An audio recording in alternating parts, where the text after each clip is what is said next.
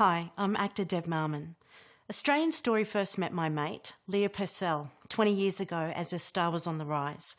Growing up poor in regional Queensland, Leah's career options seemed limited, but her dream, hard work and support from the love of her life helped her become one of the most successful actors and writers in the country. Now, she's directed her most ambitious project yet, weaving her family story into an epic film about a frontier woman surviving against all odds. A bit like Leah herself. It's a little paint palette. Really is. I wasn't brought up on my traditional lands. I wasn't brought up with language. I wasn't brought up with cultural practice. So, as a contemporary Indigenous woman, I've had to create my dreaming, my songlines, and I feel I've done that through my art, through my storytelling. I don't come to block anything, darling, you know, not till I put it on and go, oh no, it's not as awesome fantastic as I thought it might look. All right. Whether she's an actor or a filmmaker, the storytelling is the key for her. She can't not tell stories. It's in her DNA. Excellent, where we're going tonight? Bane's away, grandkids are all away. None of Leah's success surprises me. Of course it was going to happen. And he went back, yeah, chin up a little bit. You know, she doesn't just open the door, she kicks it off its hinges in terms of creating opportunities. Leah, stop it. My mother never had a voice. My grandmother never had a voice. You know, she got me committed. That's enough. And you know why she got me committed? And I am in a time in my life where I've got all these vehicles to be loud, to be proud, to push the agendas that I want to push. You're a smart, young, beautiful black woman with a whole future ahead of you. And people can say no to me, but I won't accept it. I don't take no or can't. I won't, I refuse.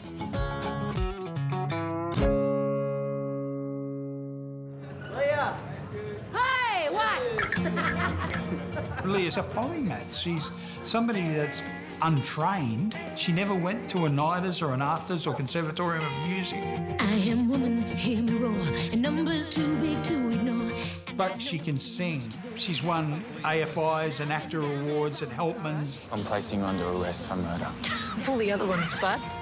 She's directed scores of episodic TV, directed theatre on all the main stages in Australia. She's got publishing deals. If I have to, I can do anything. She's somebody that had a dream and actually followed it to its nth degree. I've done a lot of things in my career, acting, writing, directing, producing, but there was one story that I kept coming back to. When I was about 5 years old, my mother would read to me the Henry Lawson book of short stories, and Drover's Wife was one of them, and it was our favourite. It's about a drover's wife sitting with her children in her shack, waiting for a snake to leave the hut and what she has to deal with while her husband is away. I saw my mother as that drover's wife. There was no father figure in our family, and it was just me and my mum. And I was that little boy in Henry Lawson's story. I was the protector of my mother. It is you. I'm just a drover's wife. It's genius the way she's taken this, what I call a foundation story of Australia, through this great Australian writer, Henry Lawson, and she's completely flipped it on its head. Excuse my husband's manners, Mrs. Johnson. Mrs. Joe Johnson. To take something that I think is only 6 or 9 pages long, turn it inside out and, you know, make it from a perspective of an Indigenous woman. It's pretty cool. Cross me and I'll kill you. I'll shoot you where you stand and I'll bury you where you fall. I've reimagined it and I've applied my family's personal story throughout it. So it's connected through me. I'm going to have someone do something silly down there. What she's experienced and what she's had to overcome makes this, her story, all the more extraordinary. I grew up in Mergen, in the South Bennett, southeast Queensland. Small country town. Black mum, white dad. I'm the youngest of 7. The relationship with my dad isn't like a father-daughter relationship. He had another family, a white family, and so he sort of wasn't around or had much of an influence in my upbringing. But him and my mother did have 6 children together. We were the secret family and it was all hush-hush. But I think, you know, small country town, everyone knew. And my mother did turn to the bottle, and I understood why she did that, because I saw her loneliness. I guess I started to get an alcohol problem when I was about 9 years old, and it was just purely because I wanted to leave the pubs and go home, so I'd drink my mum's drinks. It was me making sure that we got home from the pub. It was me putting her to bed. And I was her shoulder to cry on, and I had a lot of responsibility on me as a child. When I was at school, I hated it. I was a C average student, but if I could perform something or recite something, I was fine. I always saw myself that I was going to be on stage. I always saw myself that I was going to sing. And I would always say to my mum, I want to act, I want to be like Doris Day. And my mum would say, well, you're black, you're a woman, you're from the bush, you've got to be real here. You're either going to be a nurse or you're going to work at the meatworks. Her head was always in the clouds, even in Mergen, even with the backdrop of everything that was going on in her lives. She would dream of other things, and she just hung on to that. The boyfriend's moved in. It's a big party. Everyone's either gone home or they've flaked out. And he's got her in the back room and he's shouting at her. There are some themes that are in a lot of Leah's work. Domestic violence is one of them. Come here! Oh, stop it! Leah has a personal connection to that. I guess there was this cycle that was forming in my life with drinking, boys very young. I experienced domestic violence for the first time when I was 14 because I was in a relationship. I'll smash you that much. No one will want you. She grew up thinking that domestic violence was the norm. That's all she knew what love was. I had a teenage pregnancy, fell pregnant when I was 17. My daughter Amanda, although no one believes me, but my daughter was planned. I turned 18 in August. My daughter was born in September of that same year and my mother died in October.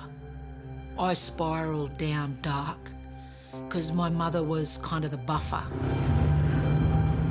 Vodka was my poison. I had suicidal thoughts. And I thought, well, if I did that, all of this pain, all of this confusion, I said, doesn't it all just go away? But I thought, if I killed myself and my daughter survived, I said, who's going to understand her? That put me back onto the path of, this isn't right for me. This little voice said, didn't you want to be an actor? And I went, wow. My mum's dead, so there was nothing keeping me in this town. So I packed up my little Datsun Sunny, kick-started it, and away I went. Leah came down to do some local theatre in Brisbane. Everyone come enjoy. Thank you. Hey, can I grab a glass of water, thanks? Leah and I both had cousins that were trying to put us together. So I roll up for this blind date and she's just stunning, beautiful, you know, and I thought, geez, I've kicked the goal here. And, you know, pretty much from that night on, we've been together. If I'm on my own, it'll be a little bit wanky. You can't talk about Leah without talking about Bane. And he doesn't like you talking about Bane because he wants you to talk about Leah. My mother's Aboriginal and my dad's white Aussie. So Leah and I have similar backgrounds, which is obviously, you know, in part why we've always got on and understand each other. He was a kickboxer. I was brought up with boxing, so we really related on that. Bane was such a gentle person. Even though he could probably put anyone he wanted to on life support, he would never have done that. In our very early stages of our relationship, when we did have our first dispute, he said, stop. He said, you want me to hit you. And that, like, just blew my mind. And I went, oh, my God, I'm so sorry, you were so right. And it actually made me then go in and check myself. Bruises heal. It took me nearly 12 to 15 years to psychologically get that pattern out of my life. You know, and Bain is such a beautiful human being. He's stuck around and worked me through that. Sign that, and I'll fax it off when I get back in the office. Bain was 110% behind me, chasing my dream. And we realised that we were sort of pretty good together. I'd dream up stuff and he would, you know, dream it up further and believed in it and would chase money. So then he got into the producing side of things. Got to check camera B, just make sure we got the right best of the best shot. If you would have said to me 20 years ago, you know, you'd be producing films or TV or plays or negotiating publishing deals, it'd be laughable. It's all done, all approved. Because I never came from that background at all. I'm not a lawyer, I never went to uni. And I'm a bit like the Chili Palmer character in Get Shorty, you know. All of a sudden I accidentally stumble into this sort of Hollywood game or whatever. You know, I've got my name out in the car park, you know.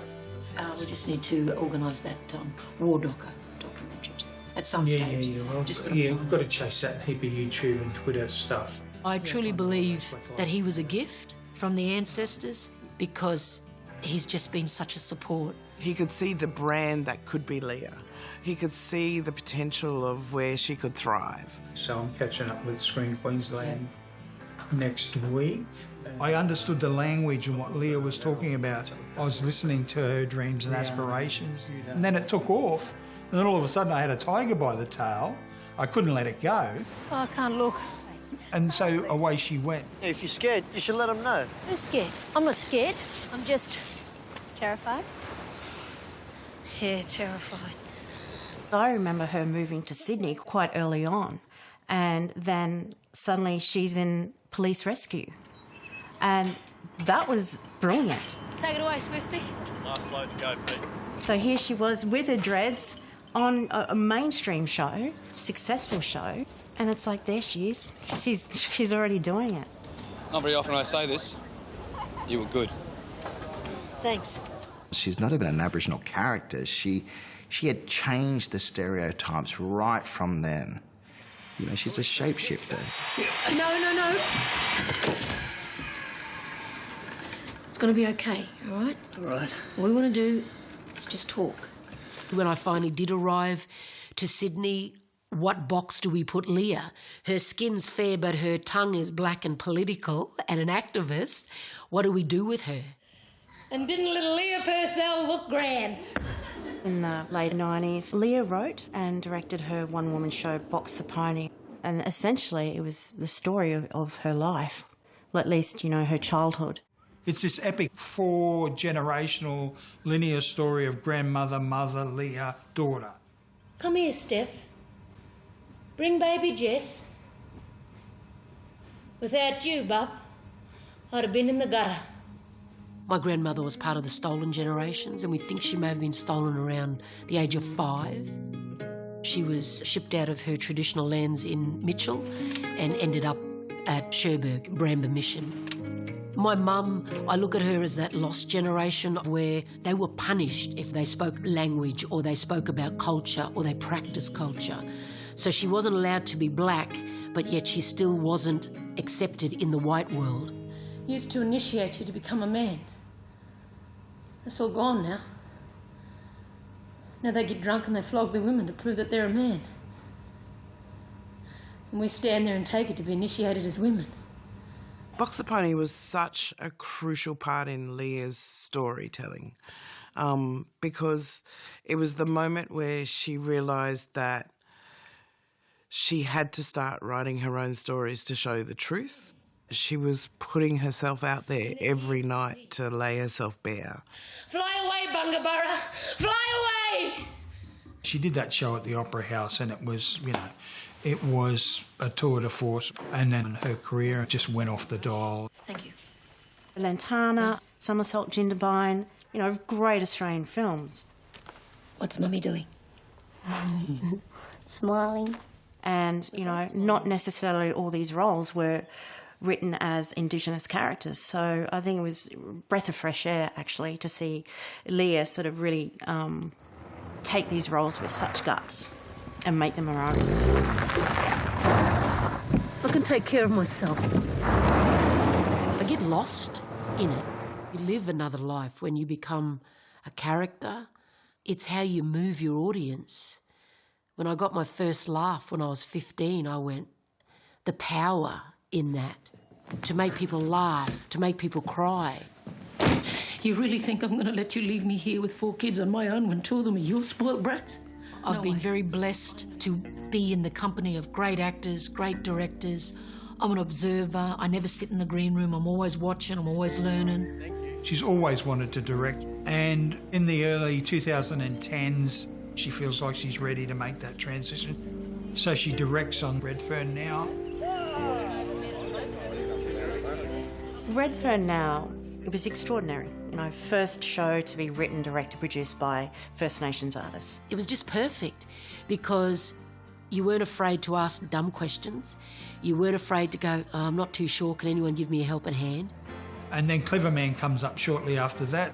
So she directed across both of those series. From then on, the industry knew her as a wonderful sort of writer-director. It's been a lot of non-Indigenous writers writing our scripts for a long time. But now the catchphrase is nothing about us without us. I know why you're here.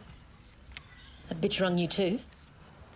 Yeah, I seen her a week ago. She looked ready to go off again. I need your help. There's a maturity now in this Australian storytelling about the Indigenous experience. A large reason for that is it's blackfellas telling blackfella stories. And there's blackfellas in front of the camera and behind. Slowly we're giving the power of the voice back to the individual, back to mob, back to our people so that we can be the truth tellers. In 2005, we were doing the Jindabyne film with Ray Lawrence, and Leah said, I love this landscape. We went up to Mount Kosciuszko and took in the beauty, and then all of a sudden I yelled out, and this is true, I yelled out, I said, I'm coming back, you know, I love this landscape, I think I'm going to do a film, I think it's going to be Drover's Wife, and I think I'm going to be in it. And it echoed around the mountain range. Fast forward like a decade, and the opportunity that we got through the Belknaves Foundation in Belvoir.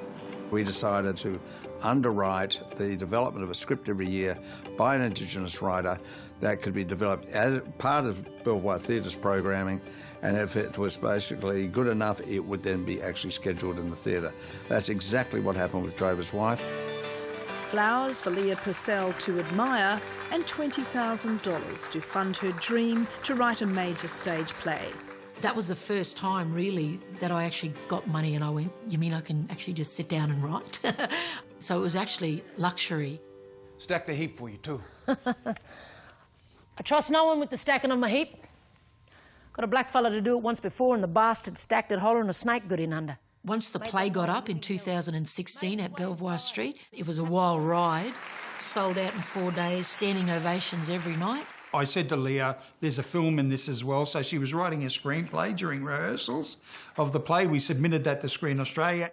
And then we negotiate a book publishing deal with Penguin Random House.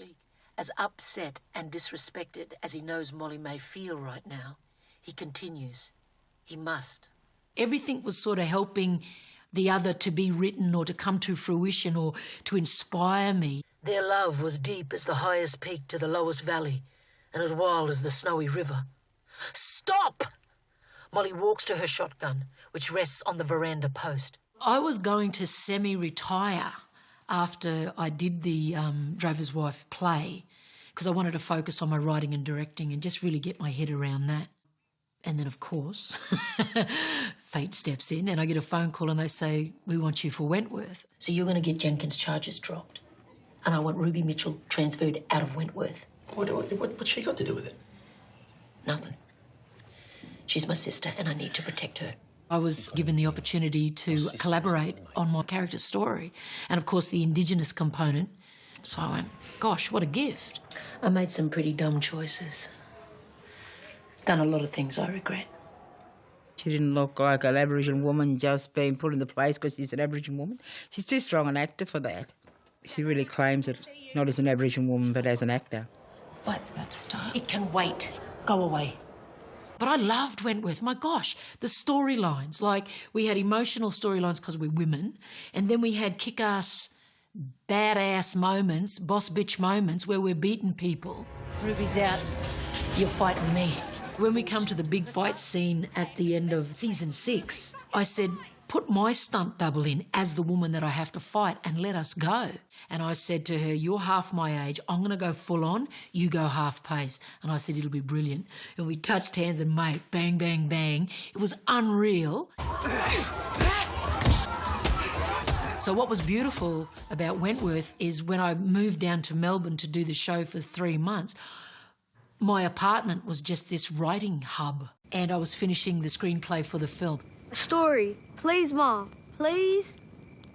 No, Yadika, you tell your story. I call it a contemporary songline that she's creating for herself. And I think she has really crafted a new way of telling story. In cultural ways, you have that thread of a songline which connects you to country, connects you to family, connects you to culture. The Drover's Wife, Henry Lawson's version, is part of my songlines. My DNA is within it, and I've sung up business on it. I sung up the play, I sung up the novel, I sung up the movie. Horse dead in the yard. So this was Leah's first feature film that she directed, big budget. It's a war injury. Plays up every now and again. Animals, kids, period piece, first film, writing, directing, lead actor. My crime, missus. Existing whilst black. Doing all of her own fight stuff. She is literally getting, you know, the crap kicked out of her, gets off the ground, looks through a monitor. The night before we were supposed to shoot Drover's Wife, I said, what are we doing? I said, can we go home? I said, let's go. We haven't unpacked. Let's just get out of here. She was bricking it, as they say, and then it sort of came and it sort of went. You know, and he said, so let's sleep on it. Let's get out there tomorrow, have a go, and see what happens. And everywhere she looked, she had an ally. And so I reminded her all of that, and then she was right. Kill swiftly. There's something very different about the Drover's Wife film. You know, it's not just your stock standard sort of Western. One action straight through, shoulder and hip. And it's not just an Indigenous perspective, but it's as much a woman's perspective as anything, and we rarely see it. My children need me. They need their mother. I love yous. Love you! Bye, Ma! Always with you. For Leah, the songline's not quite finished. And so I'm excited by where they're going to go next. Is it going to be a good thing to go through Molly 2020's journey? Exactly what I was going to say. Excellent. We are talking about the TV version of The Drover's Wife, and that's set in 2020. So it's exciting that this classic story that I've reimagined has lots of life in it still. And I like the fact that she's torn, like she didn't grow up on country. She's a proud black woman, but she's just not sure how to step into that. Leah's reminded of the opportunities her mother and her grandmother didn't have and what she's afforded now, and she always says it would be criminal if I didn't grab it with both hands by my teeth and take these advantages. And the love interest is going to throw a spanner in there, or in a good way. Mate, I've worked in the building game. Leah and I have both worked in meatworks. We've done real jobs for a living, you know, like no disrespect to the mob that do that, but we're very happy doing what we're doing. Thank you very much. Today I'm off to Government House and I am receiving a Member of the Order of Australia award medallion. A little thingy-majiggy. Oh God, I'm hopeless. I don't know what I'm getting. Anyway, I'm getting something. What the arts opens up to our wider audiences is their ownership of Australia's Indigenous heritage. So I'm just popping this on so that Her Excellency can put your medal in position. Because I believe that if you call Australia home, this ancient culture is yours as well to be proud of and to participate in. It's nothing to be ashamed of or say that it doesn't exist. This is who we are, and it's mighty. Miss Leah Marie Purcell. Aboriginal people have survived since time began. We've lived through 2 ice ages, and we're going to survive again. But we just got to empower ourselves, empower each other, grasp the opportunity of education and back ourselves in that, and then become the best at that. For significant service to the performing arts, to First Nations youth and to women, Miss Purcell. You've got to know where you come from to know where you're going, and it gives you strength to continue the fight that unfortunately has still a long way to go.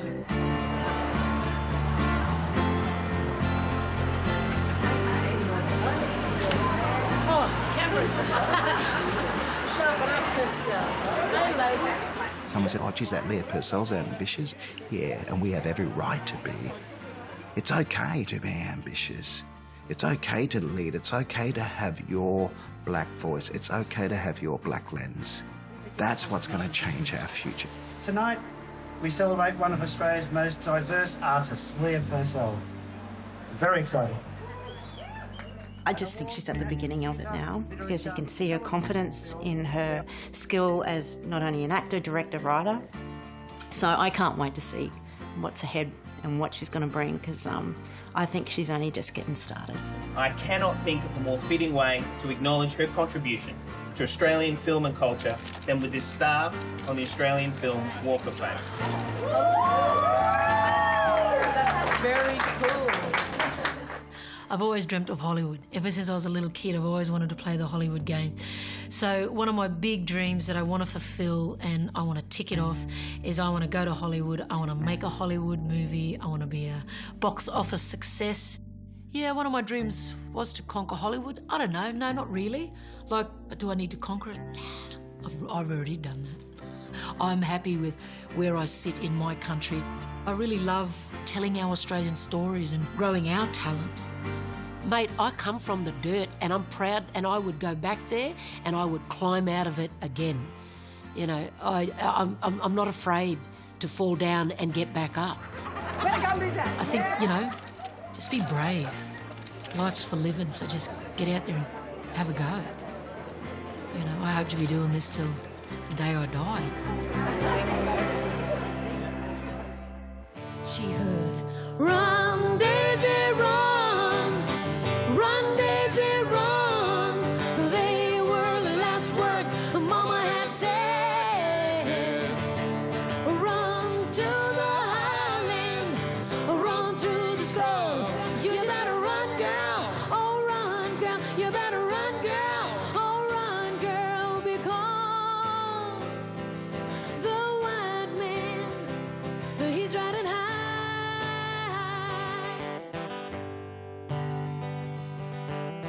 Wandi yara mentane nai, karamuli kain kan kai, tala yanne yanne. Wandi yara mentane nai, karamuli kain kan kai, tala yanne yanne. Got a second? Voting is now open for the TV Week Logie Awards, and we'd love if you could vote for Australian Story. Head to tvweeklogiesvote.com.